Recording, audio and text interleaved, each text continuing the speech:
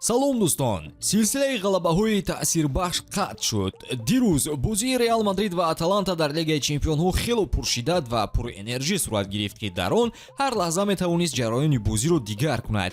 аҷиб аст, ки маҳз дастаи серияи А бо 9 ғалабаи пайдарпай ба ин бозӣ омад. ба назар мерасид, ки чунин силсила бештар ба мадридиҳо хос мебуд, аммо воқеият дигар буд. Аталанта аз аввал рӯҳияи қавии худро нишон дод, бозӣ бо эътимод, фишори баланд ва офаридани лаҳзаҳои хатарнок. Аммо Реал дар оғози бозӣ имконияти худро аз даст надод. Килиан Мбаппе ҳисобро кушод ва суръату ҳунари худро нишон дод. мутаассифона пас аз чанд лаҳза ӯ маҷбур шуд, ки майдонро бинобар бар ҷароҳаташ тарк кунад, ки барои меҳмонон зарбаи сахт буд. дар нимаи аввал ташаббус ба тарафи мизбонон гузашт. барои фаъолияшон онҳо бо ҷаримаи 11 метра мукофотонида шуданд, ки Шарл де Кателларе онро бо эътимод иҷро кард ва ҳисобро баробар намуд. бозӣ тезтар мешуд, аммо то охири қисми аввал вазъият бетағйир монд. оғози нимаи дуюм нуқтаи ҳалкунанда гардид, ки Реал дар 3 дақиқа 2 гол зад, ки натиҷаи бозиро қариб ки муайян намуд. аммо Аталанта бори дигар қувваи худро нишон дод. мизбонон тамоми қувваашонро ба ҳамла сарф карданд, як голро бозпас гирифтанд ва чандин лаҳзаҳои хатарнок офариданд, ки метавонистанд онҳоро аз бохт наҷот диҳанд. аммо маҳз нокифоягии амалӣ кардани имкониятҳо онҳоро барбод дод. натиҷа 3-2 ба фоидаи мадридиҳо. Реал ниҳоят вазъияти худро дар ҷадвал беҳтар кард, дар ҳоле ки Аталанта аввалин бохти худро дар Лигаи Чемпионҳои мавсими ҷорӣ таҷриба намуд. аммо ҳатто дар ин шикаст дастаи Бергамо омодагии худро барои мубориза то охирин дақиқаҳо нишон дод. шоми имрӯз бозиҳои Лигаи Чемпионҳо идома меёбад. дар дидори марказӣ Барселона дар сафар бо Борусия Дортмунд рӯбарӯ мешавад. Ханси Флик аллакай муқобили Бавария ғалабаро ба қайд гирифт ва аз футболи Дортмунд низ хуб огаҳ аст, вале Лигаи Чемпионҳо ҳамеша бо натиҷаҳои ғайричашмдошташ фарқ мекунад. фаворити худро бо 1x интихоб кунед ва фоидаи пулӣ низ ба даст оред. онҷо регистратсия осон ва пардохт аз тамоми гӯшаву канори дунё дастрас мебошад. ана барои шаҳрвандони Тоҷикистон бошад.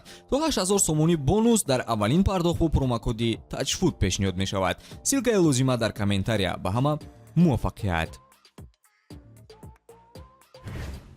ин ғалаба барои мо хело муҳим буд. мо медонистем, ки Аталанта рақиби пурқувват аст ва кӯшиш мекардем, ки бо диққат бозӣ кунем. аз ҷароҳати Килиан хело афсӯс мехӯрам. умедворам ӯ зуд шифо меёбад.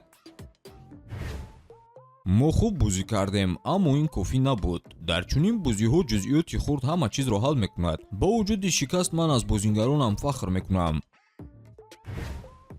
мо хуб бозӣ кардем, бахусус дар оғози нимаи дуюм, аммо набояд нодида гирифт, ки Аталанта ба мо мушкилоти зиёд овард. ин ғалаба осон набуд.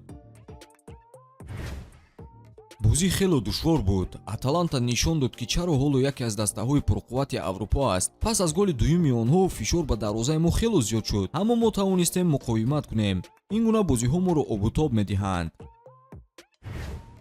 гол задан дар чунин бозии муҳим ҳисси махсус дорад, аммо мутаассифона натиҷа ба фоидаи мо набуд. мо лаҳзаҳои зиёд офаридем, аммо онҳоро амалӣ карда натавонистем. ба фикрам мусовӣ натиҷаи одилона мебуд, аммо дар футбол ҳар ҷузъиёти хурд муҳим аст. мо медонистем, ки рақиб хело пурқувват аст, бахусус дар майдони худ. муҳим буд, ки аввалин голро занем ва аз ин имкониятҳои худ истифода барем. албатта пас аз ҷароҳати Мбаппе мо маҷбур шудем, ки тактикаамонро тағйир диҳем, аммо даста хислати худро нишон дод. ин гуна ғалабаҳо ба мо эътимод мебахшанд. ба ҳамин тамом дӯстон, моро пайгир бошед, то реаксияҳоро оиди натиҷаҳои бозиҳои имрӯза манзуратон гардонем. хайр.